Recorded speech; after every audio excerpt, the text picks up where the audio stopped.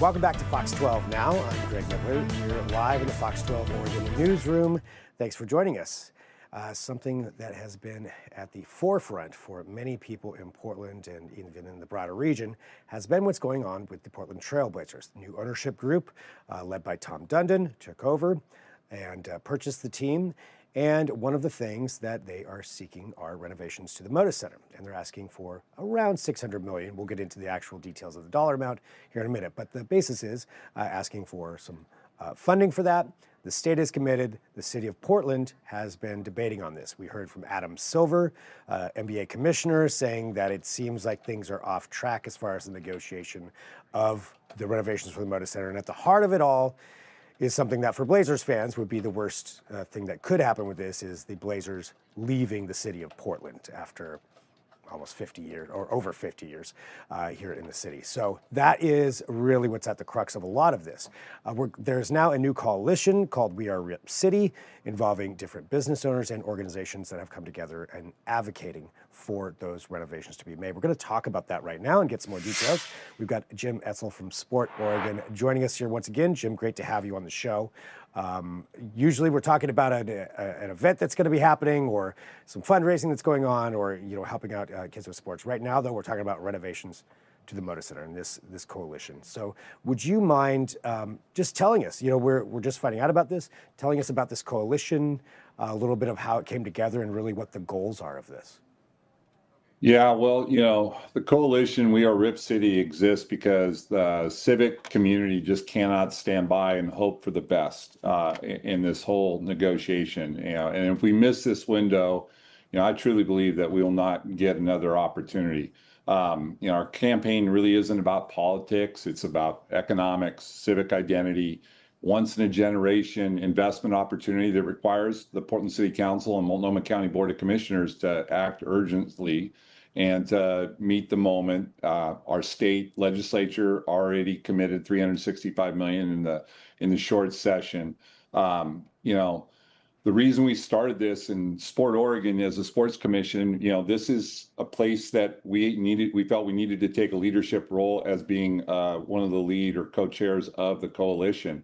And what we were hearing for the last 2 months has been just lots of Portlanders, just private citizens, small business owners especially, and obviously the downtown business community and everything. Just they wanted to support the Blazers, and they wanted to see the reinvestment in our central city and a city-owned asset, not just for the Blazers, but for all the events that are there. We just got to keep in mind that the Rose Quarter itself hosts 240 to 70 events a year between the Moda Center and the Veterans Memorial Coliseum and the Plaza.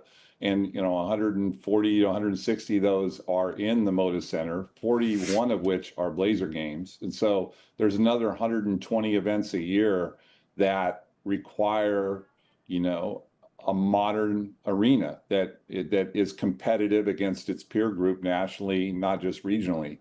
So we can continue to attract the top, artists to that building, performing artists and family shows and everything. And if we can't keep that building competitive, then we're already starting to see some slippage in some of the bigger arena shows that the Moda Center right now cannot host because it doesn't have modernized rigging and ingress, egress with loading docks. We have 3 loading docks. All the new arenas have 8 to 12, in some cases 14 loading docks. It's about being able to get in and out. Some of these traveling shows now have 60 semi-trucks that come in, and they have to set the show up in a matter of 8 to 12 hours prior to the show. So, all these voices were out there, but they didn't have a central place to be heard. And so they've been pretty much quiet, except for in private conversations. So we decided to start the coalition now to give a voice to all those people and organizations, the nonprofit community too, as well. I mean, that really gets so much from having franchises in the market. If you look at the nonprofit community, especially serving youth throughout our city, who do you see time and time again? The Blazers, the Timbers, the Thorn, the Fire, the Hops, the Winterhawks, they're supportive of these organizations because they give North Stars to the kids in their organization, and they're just critical activation components for them. So we just needed to seize the moment. So our local elected officials were hearing from us too, and that's really the driving motivation. And then you look at, I talked about the state legislature's commitment of $365 million back in March. It's unprecedented to have basically a 4-to-1 match opportunity for the city on a city-owned asset, to have the state and possibly the county come in and basically multiply, and it's a 4-to-1 match of the city dollars with the matching funds. So how do you activate a 4-to-1 match, commit 120 million to what is a $600 million project? And then, we have to realize too that, it's important that taxpayers are heard. It's important that we're protected. But at the same time, if we don't make this investment, we will lose the Blazers. It's going to put us in a tough situation to keep that arena relevant without them. And the city has done a study that shows that it's going to take $300 to $500 million of renovation with or without the Blazers just to keep the arena competitive in the marketplace. And we would have to fund that without the state funding or the county funding if we don't keep the Blazers. And looking at this coalition, can you tell me how many people do you have in this now, or how many organizations rather came together for this? Well, we started small, and it's grown very rapidly. Already I've been away from my computer and the website since we went live at 11 o'clock this morning. But, right out of the blocks, we had 60 to 70 organizations that were supportive of us. And I think that's just going to multiply into the thousands over the next week or two. So super excited. A lot of people waiting for this to go live to lend their voice and their support to it.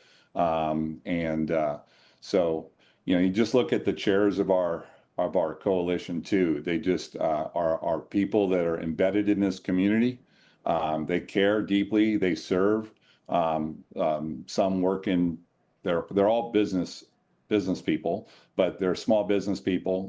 Mike Thielen representing the culinary scene and the food and beverage community and the makers community.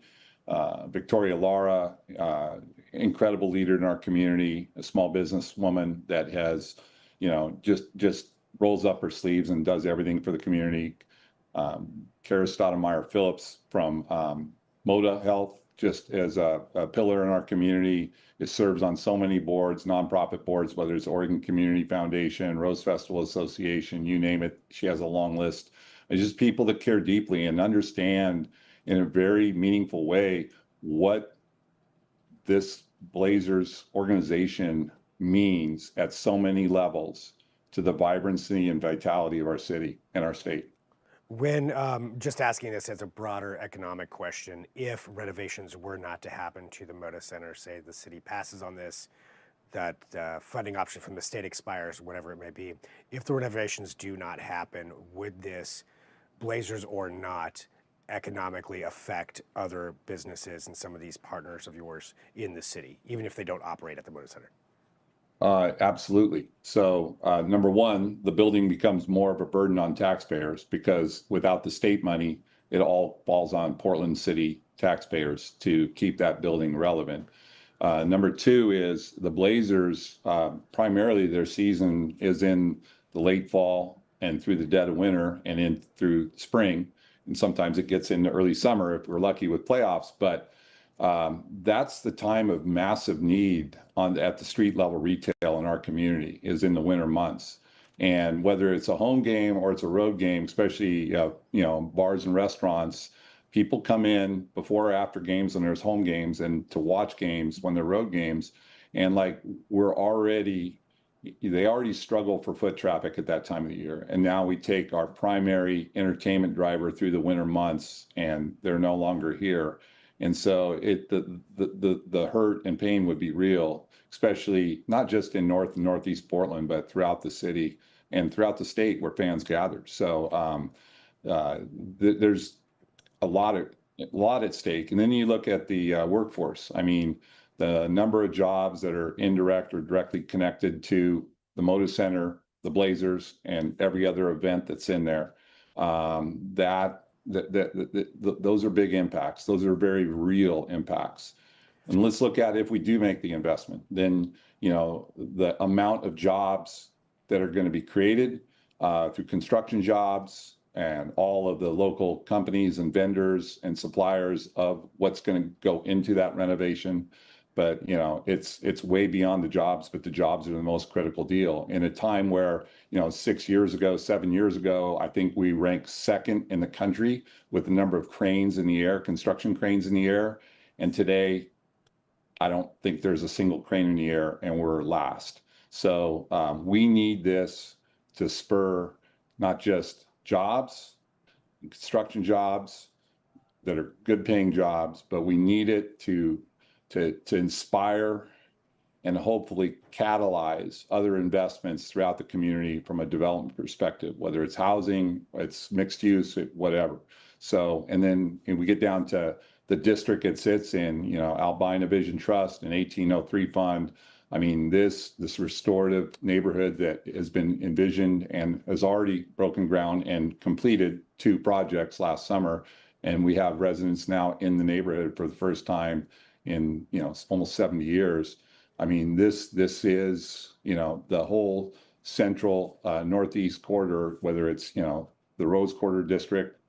I look at it as all one, Rose Quarter District, Convention District, and Lloyd Center. I mean, this is one of the biggest areas of not just opportunity, but need in our city to bring back the central city. And it's right there to be leveraged in this moment. Well, Jim, thank you for joining us to talk about this and to talk about the coalition. And I'm assuming you're going to be presenting this to the city council and you know, bringing this to them ahead of their vote. I know that they're going to be discussing this too over the next coming weeks.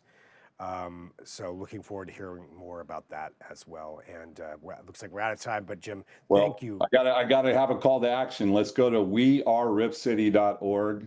And if you believe in this and want the Blazers here and you want dynamic cultural hub in a modernized motor center, then please go on there and join the coalition and send the email to our political leaders today and let them know how you feel. Jim, thank you very much for joining us. Always appreciate having you on here. Thank you. Appreciate the opportunity. And for everybody Let's watching, go Rip City. Let's go Rip City. We're going to take a break, and we'll be right back. We're going to be speaking to Washington County, actually, coming up next about their search and rescue program. We cover a wide range of topics here on the show, so thanks for joining us. I'll talk to you here in just a couple of minutes with more Fox 12 Now.